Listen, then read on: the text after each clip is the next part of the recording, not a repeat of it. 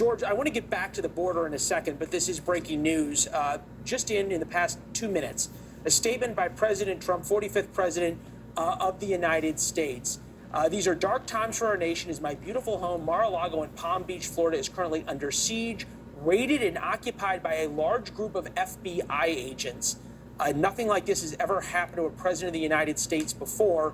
I know you didn't normally disagree with the president, but FBI agents raiding a former president's home, office, business is unprecedented, right?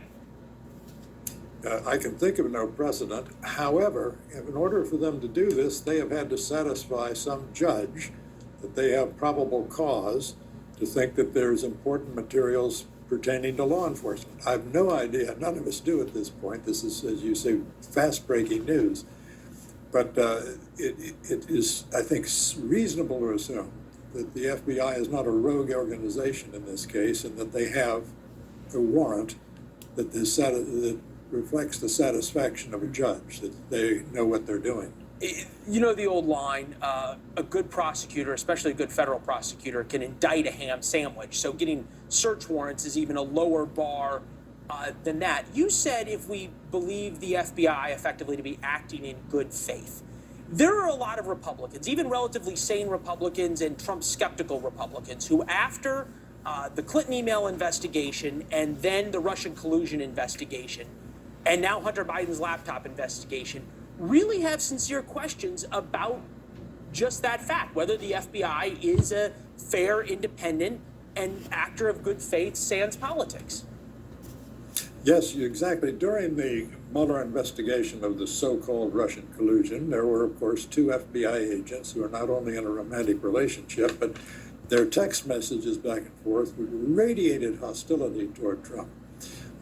This is the kind of thing a law enforcement agency simply can't put up with. And the FBI has a very determined and very experienced critic in Senator Grassley, a 7-term senator from Iowa, who's a longtime critic and is, I think, when the unraveling of the Hunter Biden story proceeds, as it will do if the Republicans take charge of either house of Congress, there will be an investigation of this. The FBI stands to have its reputation tarnished. Yeah, Christopher Wray underwent withering questioning by the Judiciary Committee that you mentioned just a couple of days ago. Have you gotten any sense as you've watched this play out that there is an understanding within either the FBI or the Justice Department, because you'd have to think that Merrick Garland, the AG, would have signed off on this before you go raid a former president's home? Any understanding of the burden of proof that will be required to overcome the real feelings by people on the right that there is a good faith issue? I can't answer that. This is what I can say, however. 74 million people voted for Mr. Trump. No matter what you think of Mr. Trump, there's a large number of Americans who look at this and say, that was our choice for president, and he's not being treated very well. Which is why there had better be an explanation forthcoming really soon and with considerable detail as to what they're doing down there. It just begins to look at some point. Remember when the Hunter Biden laptop broke, a whole bunch, I think like 50 former national security officials in the federal government rallied around the proposition that this was Russian disinformation. And it began to look to a lot of people, again, people not particularly sympathetic to Mr. Trump, that the Washington establishment, what's called the administrative or deep state, was rallying around one of their own to protect Mr. Biden. So we're going to need a lot of information quickly. Right, and I'm thinking just the way this plays out. You and I have been in Washington for a while. You were obviously there for a lot longer. That the FBI had to know this was going to leak almost immediately. You can't show up with FBI jackets at Mar-a-Lago and it's not going to leak. That you would have had a rollout on this almost ready to go the second the FBI agent showed up. You hit send on a press release that explains all these things.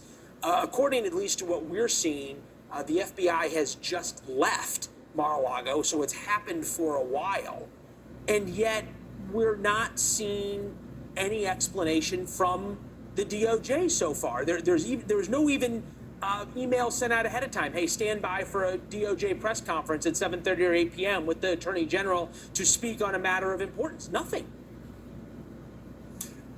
There will be. I mean, one thing they've accomplished already is they've sent an electric current through the journalism industry, and it's a big one in the city of Washington.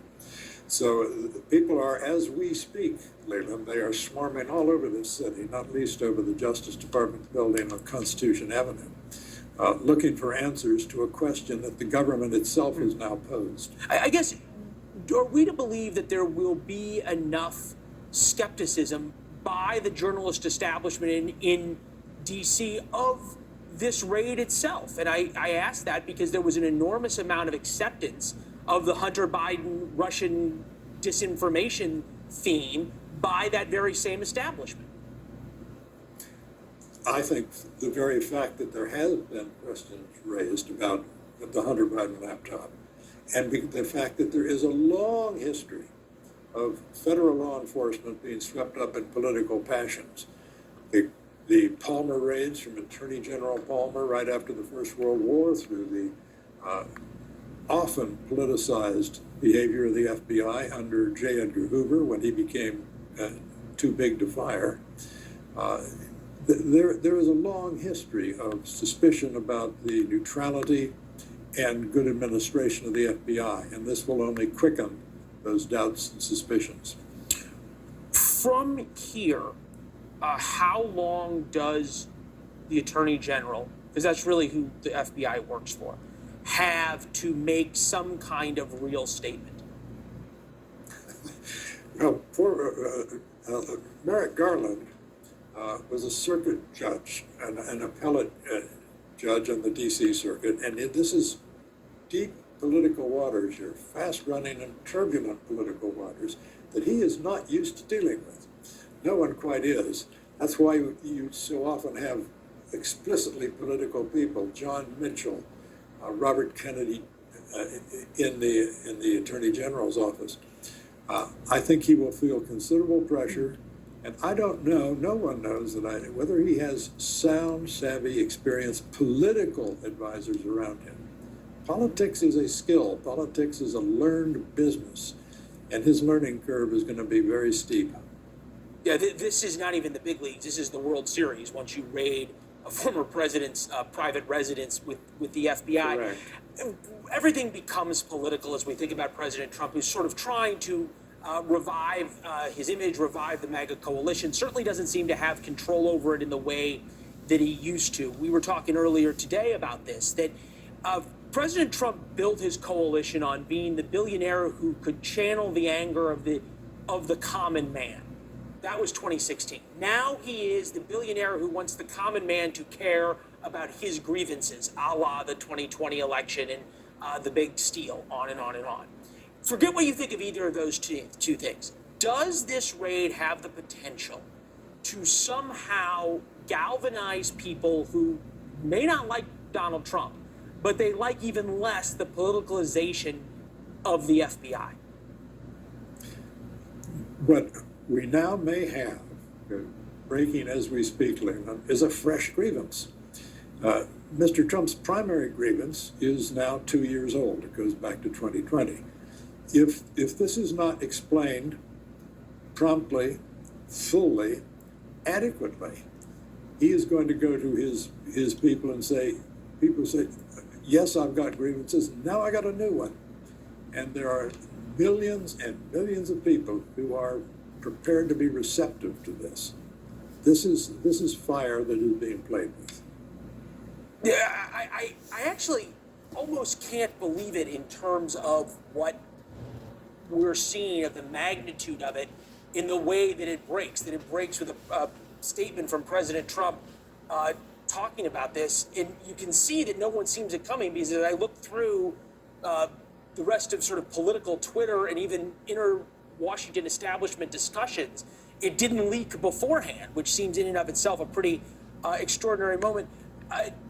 Is there any way that this ends up, I will ask it a different way. How does this end up that it is not galvanizing and uniting for Republicans? It could be divisive for Republicans, because some Republicans are probably looking for a reason to put distance between themselves and Mr. Trump, and there are other Republicans who have decided that Mr. Trump is their lifeline and they're going to stick with him. What really alarms me is the sense that Americans have an increasing feeling that the political class is behaving strangely, and that the political class includes not just people elected in office, but politics as a class interest in the entire executive branch apparatus, which is why sometime within the next 24 hours, tomorrow night at this time, we'd better have a whole lot of answers to. Otherwise, we're going to have a rumor mill, and we're going to have people preemptively making judgments about this that it just feeds the fires in a nation that's already simmering with suspicions. Yeah, and obviously suspicions, the rumors, the innuendo, and the divisiveness only breeds more when there's less hard facts and there's more time for you and I to fill on cable news. George, it's great to see you. Thank you for playing along through this. We were sort of both responding to this in real time. Thank you. We'll talk soon. Good to see you, sir. As we look at Mar-a-Lago, important to note, the president is not there. He's actually up at his golf course in Bedminster. That's normally where he spends the summers. Mar-a-Lago, though, is where his presidential office is, his post-presidential office that is paid for by taxpayers. It's obviously where he went when he left the White House in 2021. Thanks for watching.